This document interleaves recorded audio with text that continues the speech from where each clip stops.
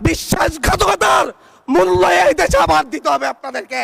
আমি আমার সবচাইতে কম বয়সী প্রার্থী হিসাবে নিজের প্রার্থীটা জমা দিয়ে এলাকায় গিয়েছি প্রচারণা করতে। তিনবার হামলা শিকার হতে হয়েছে। আমি সংসদ সদস্য হিসাবে এলাকায় গিয়েছি, সেই জায়গায় আমার উপর হামলা করেছে, সরাসরি ভিডিওতে দেখা গিয়েছে। অস্ত্র নিয়ে, দেশীয় অস্ত্র নিয়ে আমাকে কুপাতে আসা হয়েছে। তারা কারা? ওরা তো তারাই যাদের প্রত্যেকের হাতে বিএনপি দলীয় নেতা কর্মীদের রক্ত লেগে আছে, প্রাণ লেগে আছে। এই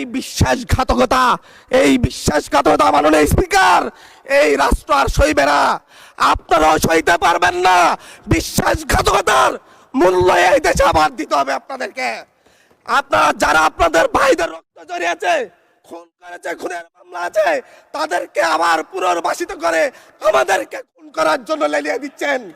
চট্টগ্রাম থেকে এক সাংগঠনিক নেতাকে পাঠিয়েছে অস্ত্র সহ আমাদের লোকজনের উপর হামলা করতে।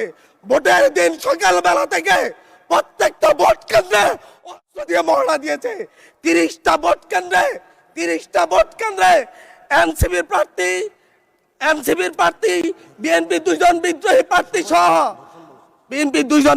প্রার্থী সহ কারো এজেন্টকে ঢুকতে দেওয়া হয় নাই। এটার জন্য কি আমরা আমাদের রক্ত জড়িয়েছি?